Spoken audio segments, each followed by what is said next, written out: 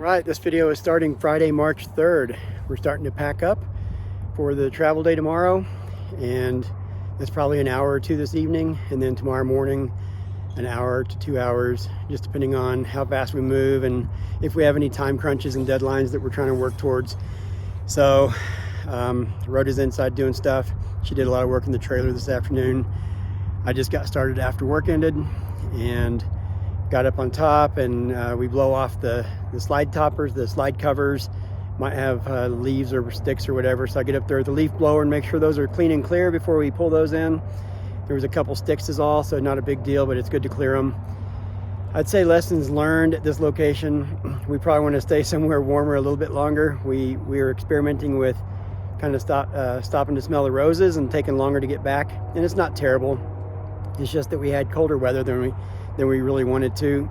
We hit a higher elevation and stayed here a week, and again, it wasn't awful. There was some good stuff about it. I'll show you Mount Humphreys, or Humphreys Peak they call it, 12,600 feet just past Flagstaff. I'm staring at it now in the back side of the camera. I'll show that to you. So that was probably the most remarkable feature to see from this location. Also, I did get to learn. I did a road trip to or an evening run to Flagstaff to return an Amazon package, and that's the nearest UPS store. So on my way there, Humphreys Peak was just covered in clouds. I mean, it looked like something out of a movie. And as I got closer, there was this horrific snowstorm happening. So at the store, I asked the lady, how much snow are you expecting? And she said 2 feet. And I was like, you're kidding. Nope, she was not kidding, 2 feet. So I did that, ran by Walmart and got out of town, and within a few miles the snow stopped and the skies were clear. So I'd never experienced that before. So just from a life learning experience, it was good to be here just to see that that's kind of a thing that happens.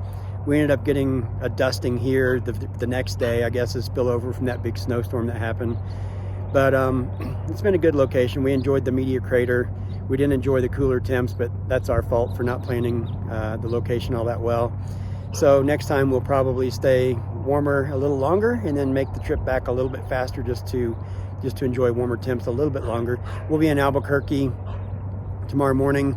Their temperatures the next week are all back in the 60s, and it's sunny, and so we'll enjoy that week there before we head on to Guymon, Oklahoma next. So I'll add to this video for travel day update and share it soon.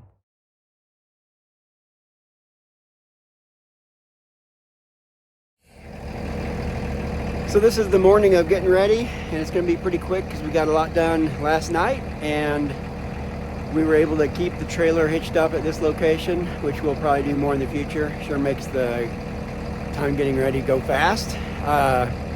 Another lesson learned at this location that I wanted to share was we knew coming in that their sewer system was offline for upgrades and that we would not be able to dump at our site. So we got a chance to really practice the whole process of being very cautious with our water, and especially what goes into the gray tank. That tends to be what fills up first. So between that and having low temperatures below freezing each night and not wanting to leave our filter outside and hose hooked up and stuff, we got a good chance to spend the week learning how we can conserve and enabling ourselves to do more boondocking somewhere down the road. So this morning we pull over to the dump station here before we pull out and empty tanks and hit the road. So it was a good, we took the negative of no sewer hookups and turned it into a positive with an opportunity to learn. And if we had to dump during the week, we would have, but we managed to not do that. The main thing there is the gray tanks get filled up by showers, right? So if you have a tankless hot water heater and can just enjoy whatever shower length you want, then you tend to put a lot of water in there. Most of the time we leave the gray tank open when we're hooked up to dump.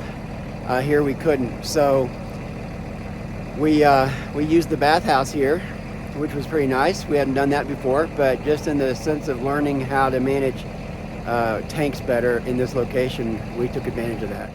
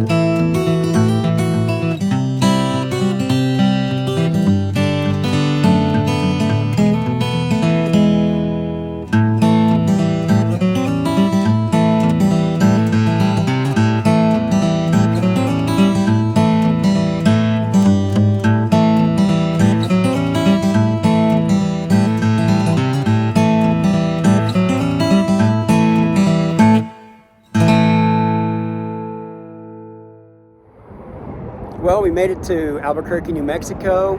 You can probably hear Interstate 40 not far enough away, actually. So fortunately, we've learned to sleep through road noise, so that's a good thing. Sometimes you have to pick a RV campground that is just based on location, reviews, price, and it's not always ideal in terms of proximity to a noisy highway. But again, we've adapted to that.